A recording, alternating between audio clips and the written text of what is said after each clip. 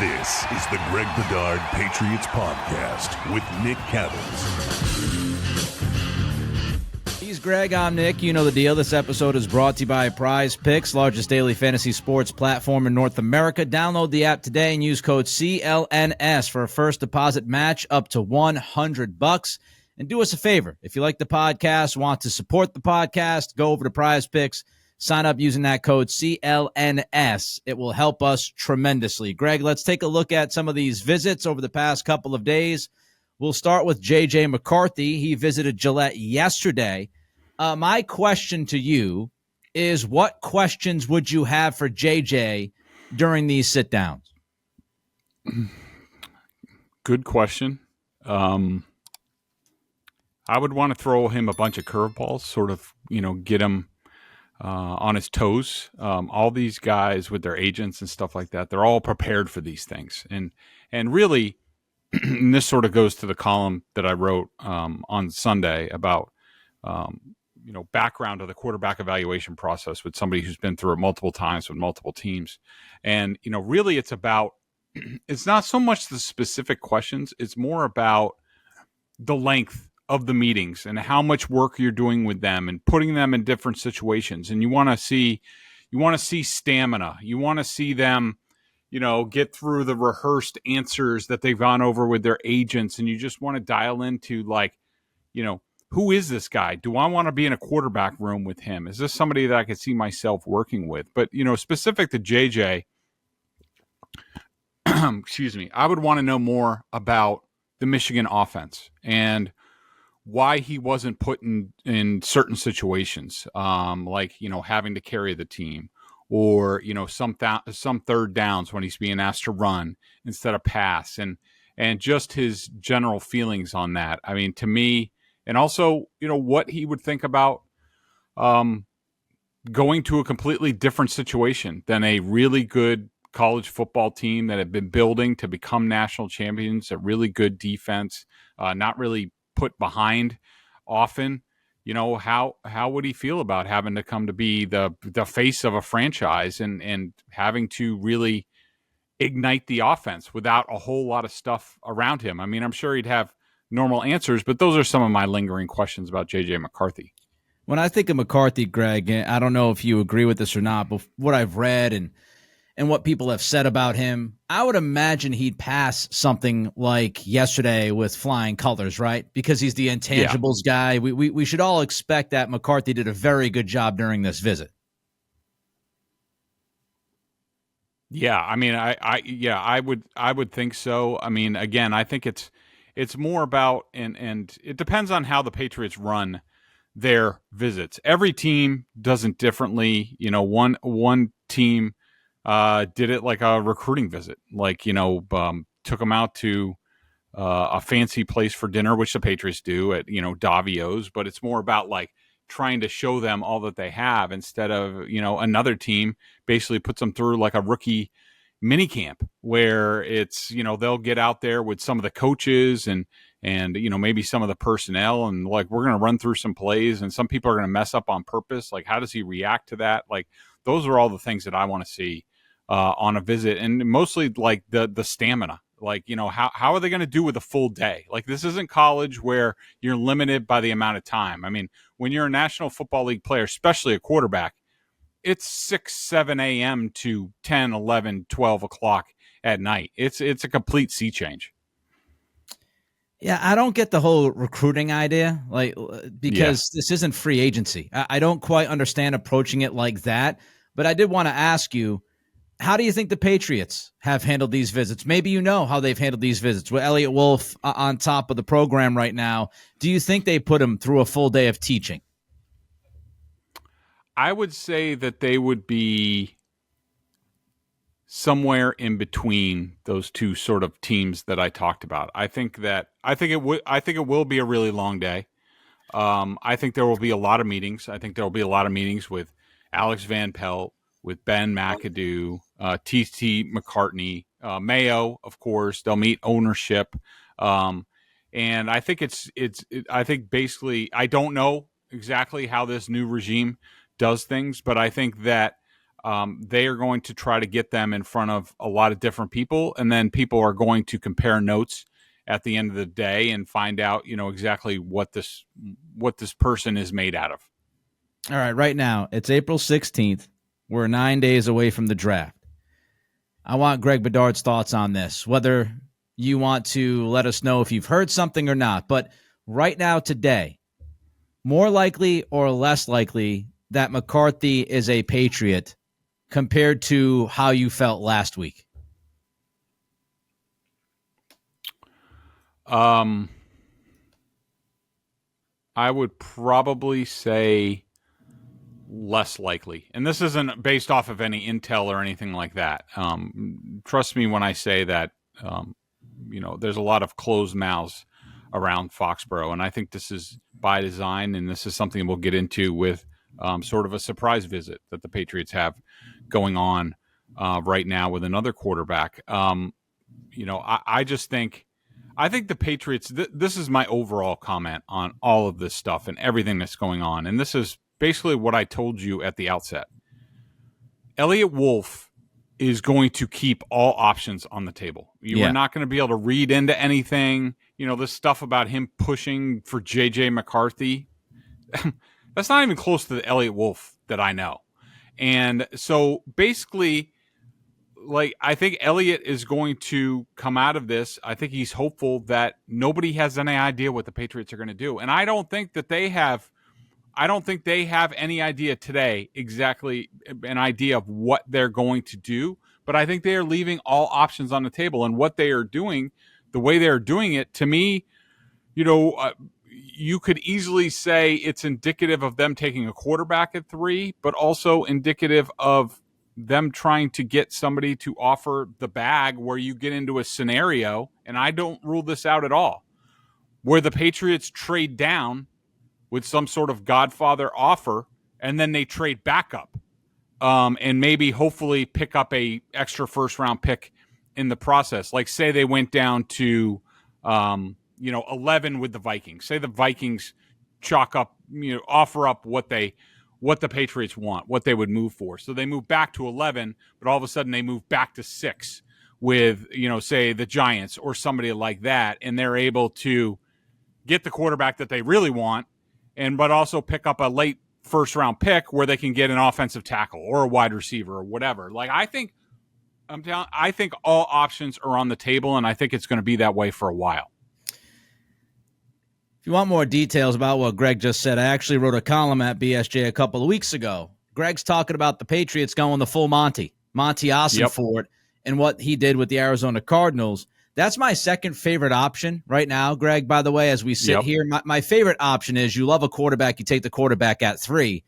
I love the idea, and people can check out the column. I also did a podcast on it with more details involving picks with the Rich Hill trade chart. I love the idea of moving down and then moving back up, because I think you can add draft capital and still land one of those blue chip offensive prospects, even if it's not quarterback. I mean, if you move back up to 6, you could end up with Joe Alt, a franchise left tackle, and you still have 23 from Minnesota that you now could spend on a wide receiver, so on and so forth, with even more extra capital that you got in that deal. So that's my second favorite option, is going the full Monty. Let's talk about Michael Penix. I think this is what you were talking about just a couple minutes ago, this kind of under-the-radar last-minute meeting. This is the first contact, Greg, reported by the top decision makers, since the Combine. We know Cam Williams was out there in Washington during Drake May's pro day. The Patriots did send Cam out there along with, I think, 3 or 4 scouts was the reporting back then. We obviously know they have a link on this coaching staff from Washington, somebody that was, on the staff last year. But do you think it's meaningful? This first contact since the Combine between Penix and guys like Mayo and Elliott Wolf so late in this process? Yeah, I think so. And one of the things that we won't know is, say, for example, and this is allowed, are the Patriots set to, say, go out to Washington or Penix's hometown like next week to put him through a workout? Even though, some people differ on whether you even need to put a workout on. Like, well, we know like the Vikings, and there was another team, maybe Washington. Somebody, not Washington. The Falcons went to Penix and put them through like full workouts. Not every team believes you have to do that. A lot of teams believe it's just the film that you see and the meeting time. And what this tells me is that they're at least, and this could be a smokescreen, it could just be to throw everybody off and keep them guessing about what exactly the Patriots are going to do. But they're at least putting Penix on par with Daniels, May, and McCarthy in terms of when you're selecting a franchise quarterback, what you really want to do at the end of the day is you want to sort of have equal time or equal information on each guy. And then you can sort of stack them. You can put them up and you ask them the same questions. You run them through the same plays. What's their recall? Do they understand our playbook? Like, all that stuff. So at least Penix, and especially if the Patriots go out and work them out, or maybe they already have, and maybe it's a sort of secret clandestine thing, which happens all the time this time of year. I think you have to finish 30 visits, I think, by tomorrow, and then you can do workouts through the 24th. So a lot of stuff can still go on underneath the radar. So, but at the very least, I think they are putting Penix on the comparison board for their option at quarterback. Yeah, and Penix, if people are wondering, he visited Denver, he visited Vegas, he was put through a Minnesota workout, one of those private workouts. The Giants also spent time with Penix, which begs the question. You look at these teams, Greg, Denver, Vegas, Minnesota, the Giants. There are a lot of scenarios as to why Michael Penix might be visiting so late. Is one of them the Patriots possibly preparing for a deal to move on down? Yeah, I mean, I definitely think it's possible. Some of those conversations could be taking place right now. I think it's more likely they're taking place next week. And if you, sorry, I'm just going to call up the draft order. But one of the things that you can do is you can have a pre-arrangement. Like, say the Patriots are entertaining trading down, but then you get the secondary deal that says, we're going to trade up back into this spot. And the Patriots could trade out of 3, maybe think they're going to pick something up, but they could even trade back into 4 with Monty Austinfort, who is, of course, extremely well known to them. Ortiz with the Chargers. He used to be in Baltimore. There's a lot of familiarity. Of course, the Giants, Dayball used to be with the Patriots. So there are a lot of different scenarios where, you're working on 2 deals at the same time. We're working on our trade down, but we're working on our trade back up. It's all interesting. I think another scenario is that the Patriots could be trying to build value at other spots in the draft. And what I mean by that is, if you move down to 11, well, now you might be in Penix territory, depending on who you believe. Ian Rappaport came out a couple weeks ago and said that Penix is most likely a first-round pick. He thinks likely in the top 16. So if you move back to, if you're looking at 11, maybe a team wants to move up to 11 to pick Penix, and now you can try to sell to that team that, hey, we have interest in Penix. If you want us to move out of this spot, you better really make it worthwhile. You can do the same thing at 23 if you pull that deal off with Minnesota for 11 and 23. Shoot, Greg, you can even do it at 34. I mean, if Penix doesn't go in the first round and he continues to slide and you're sitting there at 34, now you've had a visit with him to make other teams believe that you are into this guy. And it's going to take more for you to move out of that spot because, man, oh, man, look, maybe we weren't so sold on Michael before the visit, but he blew our shorts off during that visit. And if you want the 34th pick, you better pay up. I think there's a lot of different scenarios.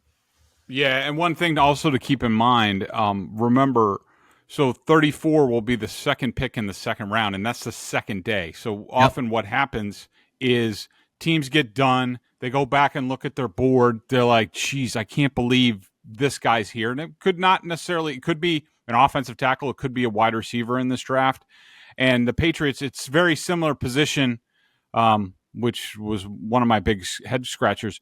When the Patriots had 33, the first pick of the second round, They got offered a trade. They decided to pass on the trade and took Rossai Dowling.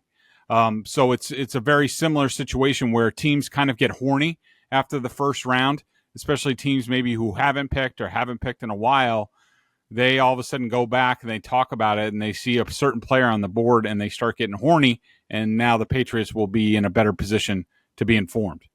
One last thing, and I dove deeper into this during my pod today when I talked about the Penix visit, is this idea of if you do have, as Greg said, you could have multiple deals on the table, and a lot of times you do, and you're kind of playing one deal off of another deal. The other possibility here is that, you could be having this visit with Penix to try to sell other teams outside of Minnesota that you have a deal in place with Minnesota. Because if other teams think, oh, wait a minute, that they have Penix visiting, maybe they're going to draft Penix at 11 and 23. So, for example, if you're trying to sell the Giants, and the Giants have reportedly wanted a quarterback, John Mara came out and said that he's given the front office the green light to, go after a quarterback if that's what they think is what's in the best interest of the football team. Brian Daboll, let's say, loves Drake May because he reminds him of Josh Allen or something, right? And the Giants want to move up to 6. Well, the Patriots, they could say, look, we have a great deal on the table with Minnesota. The Giants, if they're trying to call the Patriots bluff, you have Penix in for a visit, so you make it look like you're on the precipice of dealing out of 3, and you're going to be sitting at 11 and 23, where you can draft Penix to try to put pressure on the Giants, because now the Giants look at it and go, wait a minute, they have Penix in for a visit. Maybe that Minnesota talk is legitimate.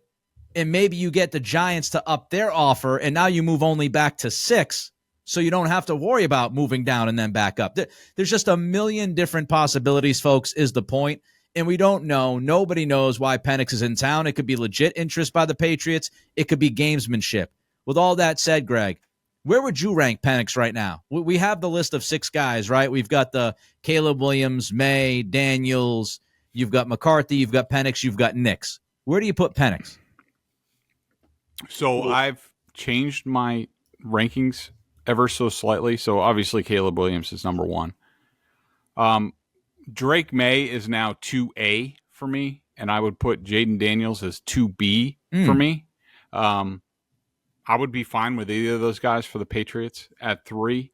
I do have J.J. McCarthy 4th and Michael Penix 5th.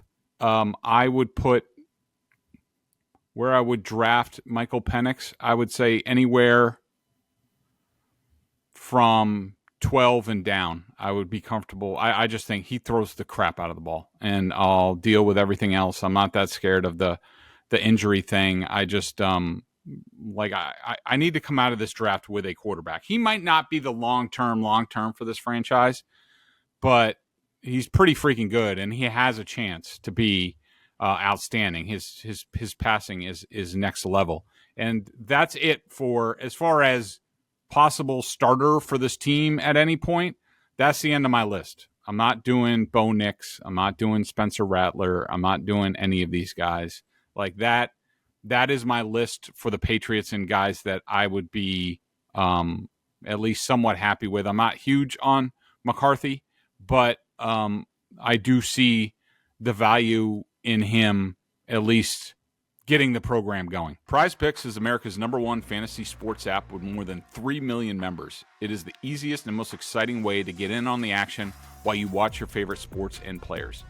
You just pick more or less in 2 or more player stats and watch the winnings roll in. Get in on the playoff action and win up to 100 times your money on Prize Picks as you and the world's best players take the game to a new level during basketball and hockey's postseason, which is coming up. I can't wait. I know Nick is going to be freaking geeked up for all that stuff. That's for sure.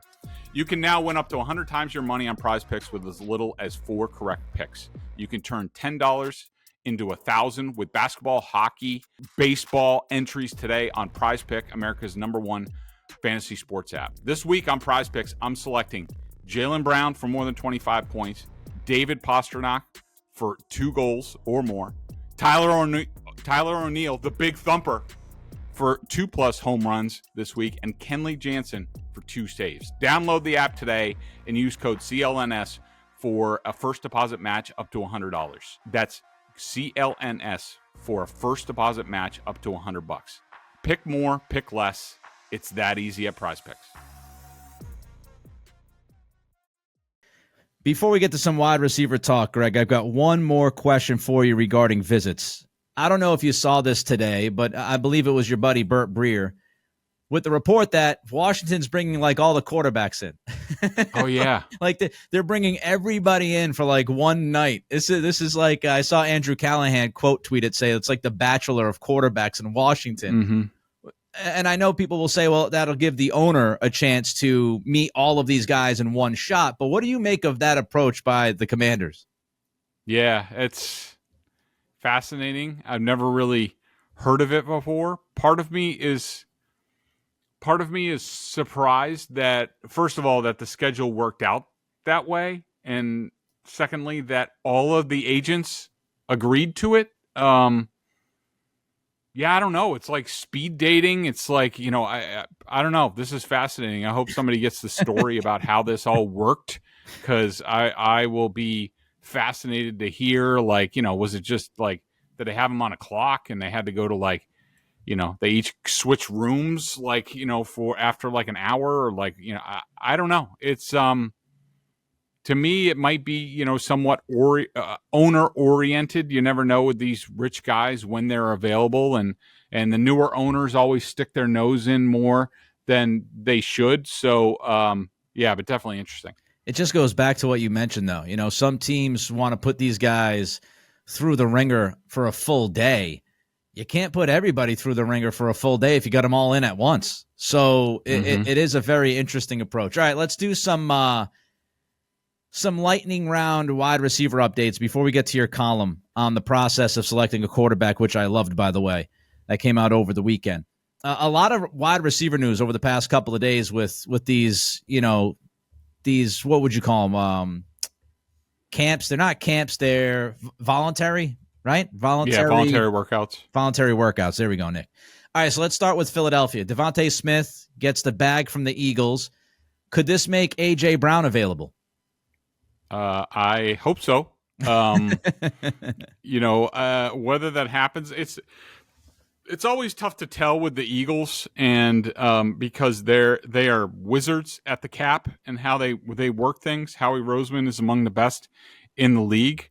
I just know that they're going to have to do something. If they keep A.J. Brown, they are going to need to do something to his contract. Can they do that? I don't know. But I'm hoping that at the end of the draft and all this stuff, I'm hoping that, whether it's A.J. Brown or Ayuk or Cortland Sutton, like all these guys are available, and the Patriots can sort of check that off on something that has driven people crazy, who certainly lack patience in their inability to, at this point, nab a wide receiver one. An interesting part of this is not a lot of people likely paying attention to this in New England, but the Eagles, their salary cap executive actually is leaving, and his name is Jake Rosenberg. He'd been with the Eagles for 12 years. So he was their contract management guy. That came out in late March, so about 3 weeks ago. So it'll be kind of interesting to see how they handle these contract negotiations and some of the games and stuff that Greg mentions without Rosenberg. How much of a pivotal piece was he to the operation? We'll probably find out. Cortland Sutton. Yep. Cortland Sutton is going to be holding out. Are you still on Cortland watch?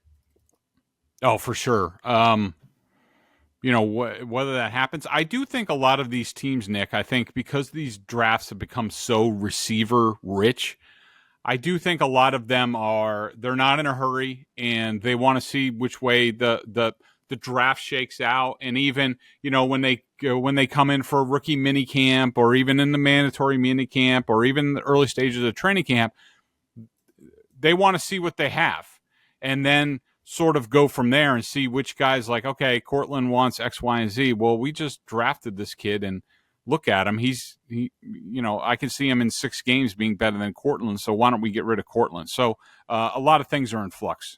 I want to go back to A.J. Brown because I got another question for Cortland. What would you be willing to give up for A.J. Brown?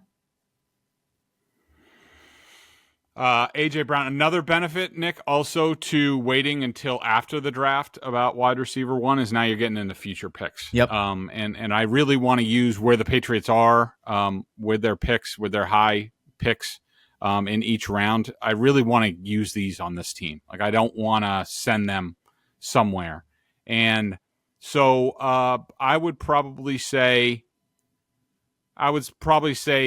a future second or third or some sort of combination thereabouts. Like, if he agrees to the contract and it sounds good and it's not through the nose, I'd be okay with a future second. So if Philly called you Friday morning and said, 34th pick for A.J. Brown, he's yours, you don't do it? Nope. Okay. Nope. Courtland Sutton, is he more of a 4th round guy, future 4th, future 3rd?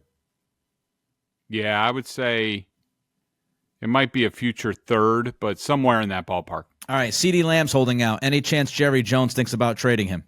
Nope. They will pay him. He talked to, I think it was Stephen Jones talked about today, or Jerry Jones, whoever, was talking to reporters, and, they asked about their inactivity, and he said, well, we need to pay, X, Y, and Z. And CeeDee Lamb was one of those guys. I don't think he's going anywhere. All right, another guy. Rick Spielman said a pipe dream offer from Minnesota to New England to move up to 3 could include Jefferson or Darisaw. Any shot Justin Jefferson is out there for the taking as part of a deal for 3? Do I think it's possible? Yes. I don't think the chances are great, but, they do have Jordan Addison, who's, ready. He's basically a number 1, and you could see Kevin O'Connell, depending on the guy they want at 3, how high the ceiling is, and let's just say it's Drake May. I could see them being okay with. I mean, and they wouldn't have to pay Justin Jefferson, what he's worth. The Patriots would have to do it. Changing that for a franchise quarterback with not much on the roster, yeah, I think I could see that being potentially offered. T. Higgins said he anticipates playing for the Cincinnati Bengals this year. Does it matter what T. Higgins anticipates? A little bit, because I think he's right. This is Mike Brown that we're talking about, and he's not going to give in. He's not going to really look to the future. Mike Brown does not, if T. Higgins threatens, and I think he asked for a trade, Mike Brown does not react well to that stuff. I fully expect T. Higgins to play the year out for the Bengals. One more before we get to the process of selecting a quarterback. Let's do another percentage here with you. What percentage would you put right now on the Patriots trading for a veteran wide receiver? Ooh, good question. A percentage. Okay, of course, it's this is before knowing how high they draft a receiver in this draft. Yes. It would be different. Like say they trade down and they pick Rome Odunze at like 11 or something like that. Like, obviously that changes things. Right. But let's just go in a vacuum. The chances of the Patriots trading for a number 1 wide receiver, I would say 52%. I love it. 52% shot. All right. We'll see what happens. Greg, meanwhile, wrote a great column over the weekend. You all should check it out. He spoke to a guy who's worn many, many hats in the NFL. Coach, OC, front office, has worked for multiple teams that have been responsible for drafting quarterbacks. It was some really good stuff from Greg. And I would say there's more than just a beer goggles comment. I know the beer goggles comment has been thrown out there roughly 55 times in the last 2 days, but there's a lot more to that column than just that one quote, which was a great quote. All right, so let's start here, Greg. The difference between the interview process at the Combine, at the visits, and the Zooms, because I think a lot of people say, oh, they already talked to this guy. What's the difference between the visit interviews that Michael Penix is going through today, the Zoom interviews that he might, have to do after this or even before this, and the Combine? I mean, basically, it's anything before anything before 30 visits or like say individual workouts, late in the draft process, to me, none of that stuff really matters. Like, all the nonsense about like, oh, the Patriots met with this guy at the combine, or the Patriots met with this guy at the Senior Bowl. At least when you're talking about picking a franchise quarterback, and we're not talking about, drafting a linebacker in the second round, or even like looking for a backup QB who might have some upside. Like, that's different. We're talking about picking a potential franchise quarterback for your team. Yeah. To me, if you don't have some sort of, and it doesn't matter whether it's a 30 visit or it's an on-site visit or whatever, you need at least one like very lengthy 4, 6, 8 hour day with these guys to make some sort of assessment. So anything else, any all-star game, even their pro day, the combine, any of that stuff, all that stuff is meaningless when it comes to picking a franchise quarterback. If somebody failed during this visiting process, would we even hear about it? No.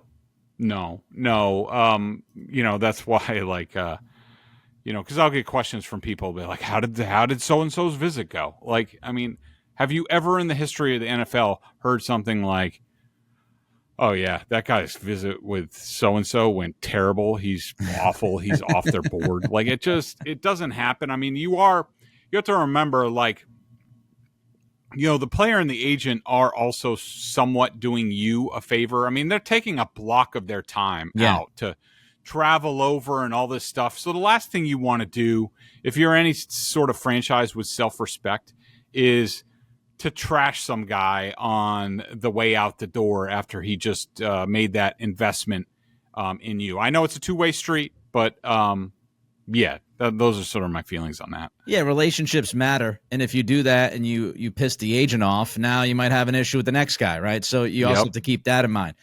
Mm-hmm. I thought some of the comments from this source in your story were some of the best stuff, and that's about the coaching staff and the front office. Greg, how crucial is it that the staff and the front office can actually come to a consensus, can agree on the quarterback that they pick? Yeah, it's everything, Nick. And what surprised me the most, probably, doing this story, was about, and I guess it shouldn't be all that surprising in hindsight and sort of, the way some of these teams do business, but there are some teams, and this source used examples of, and I'm trying to find it. Yeah, Kenny Pickett, Malik Willis, just off the top of my head, if I remember correctly. Mitch Trubisky was probably the biggest one. Basically, this source said the Bears coaches didn't want Mitch Trubisky. Yep. Malik Willis, the coaches in Tennessee didn't want Malik Willis. Kenny Pickett in Pittsburgh. Trey Lance, he basically, like, those are, at least when you're talking about Trubisky and Trey Lance, you're talking about two of the biggest whiffs in recent NFL history in drafting a quarterback high up. And, I think we all knew, like, Malik Willis was way overdrafted by the Titans. Certainly an intriguing prospect, but somebody who needed a lot of work. And I think he was drafted in the middle of the first round, something like that. But I think, and this is where I think, Nick, and we've talked about this is where, and I know there are some Patriots fans who are frustrated by Elliott Wolf and the coaching staff and the quote-unquote Packer way and stuff like that. But and just that Alex Van Pelt's the offensive coordinator and not tight pants Shanahan offspring du jour. These guys are in alignment. Like, between Elliott Wolf and Alonzo Highsmith and Alex Van Pelt and Ben McAdoo, you were talking about four guys who have a very long history together of doing a bunch of different things with the Packers. They've each gone on to do other things, so they're bringing some insight that way. But, like, I think the chances are absolutely, unless the only possibility for me is if Gerard Mayo, through his ability to, let's say, manipulate Robert Kraft, if Gerard Mayo, because I don't know, maybe he's aligned with Matt Groh or Cameron Williams, or I don't know, maybe there's, and again, I don't envision this, but the only potential screw up I see for the Patriots is if Gerard Mayo is listening to somebody who says you need to take X, and Mayo manipulates Kraft to basically force Elliott Wolf to do that. Outside of that, I think the odds are extremely low that Elliott Wolf, Alonzo Highsmith, Ben McAdoo, and Alex Van Pelt, that they're all not going to be in lockstep on who the next quarterback is. They are going to have a plan. They will have sat down and said, all right, with each of these quarterbacks, all right, what's the plan for this guy? How are we going to run the offense with this guy? Is that optimal for this offense? Is it optimal for you? What about, and that's more of a Jaden Daniels thing, what about Drake May? How far away is he? How coachable do you think he is? Is he going to be screwed up if we put him in there? Can he run your offense? Is it better with which quarterback? And you go through each of these quarterbacks, and they're going to do that. And I think at the end of the day, to me, there's little question that the four of them, at the very least, Wolf, Highsmith, Van Pelt, and McAdoo, they're all going to be in lockstep on exactly who they want, what the plan is. And to me, that's the biggest thing in this game, and it gives the Patriots a chance. Greg has a lot of info in his head. So before we get tweets thrown at us and hate mail via email or whatever. What I do now. Malik Willis was 86th in the draft. He was picked in the 3rd round. So he was? Yeah. So before people lose their minds, and we're talking about we just want to be accountable to the podcast. So Willis went 86th. All right, I got a couple more questions for Greg before he bounces to go to the Bruins game. This episode brought to you by Prize Picks, largest daily fantasy sports platform in North America. Download the app today. Use code CLNS for a first deposit match up to $100. Also, check them out over at BSJ, $50 for the year for the fine work the gentlemen do over there. The Patriots, another part of this, Greg, that I found, your column that I found very fascinating was, when does the circle of trust, so to speak, start to whittle down? And you got to feel like we're almost at that moment, right? Are we close to that day where, okay, everybody else out of the room, and now it's for the folks who are going to handle this pick, it's time for us to come to some decisions? Yeah, I think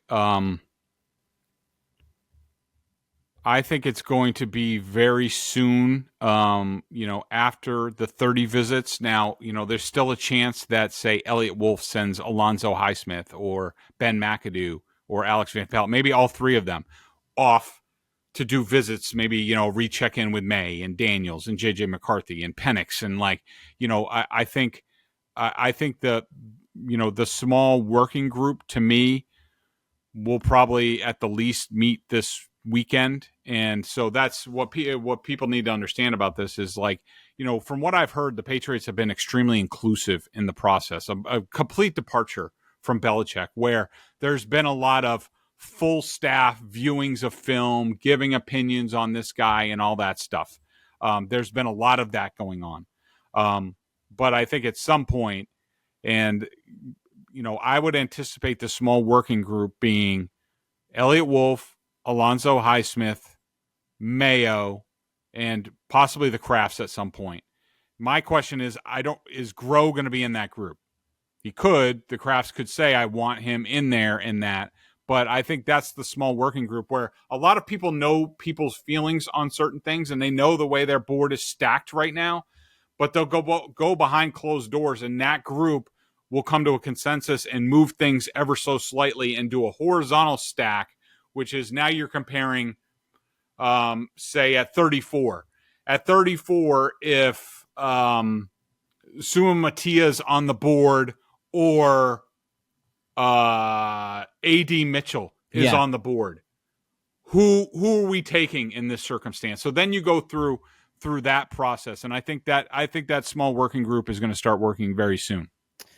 Last one for you. Mentioned the beer goggles comment, and the point from the source was there's not going to be 5 or 6 quarterbacks coming out of this draft, okay, that end up being like good NFL starters. He says, 2, right? He says at least, maybe 2, maybe outside shot of 3. I know we got your quarterback rankings earlier, Greg, but of course we got to play, the potential game and all of that. If Greg Bedard had to lay his money down on the table right now, which 2 QBs does he think have the best chance of working out at the NFL level? Just for the Patriots or team du jour? Team du jour.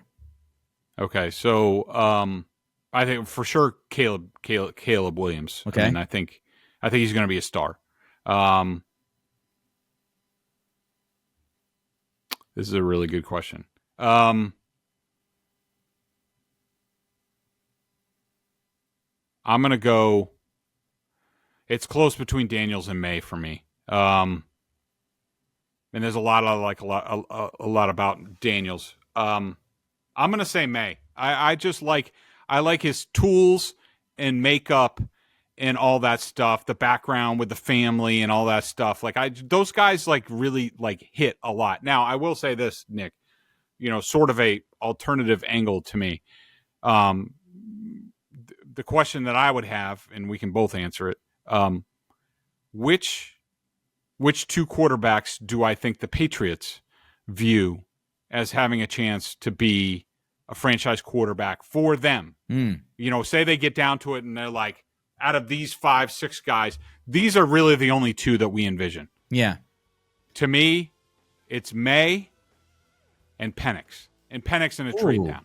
That they would be like, either we're getting May or we're trading back and we're taking Penix, and we're okay with that. Interesting. So not McCarthy. I thought you were going to say May and McCarthy, but May and Penix. Well, maybe that's why Penix came in so late, folks. All right, he's Greg. I'm Nick. He's going to a Bruins game. I'm going to my living room. Until later this week, it's the Greg Bedard Patriots Podcast with Nick Cattle.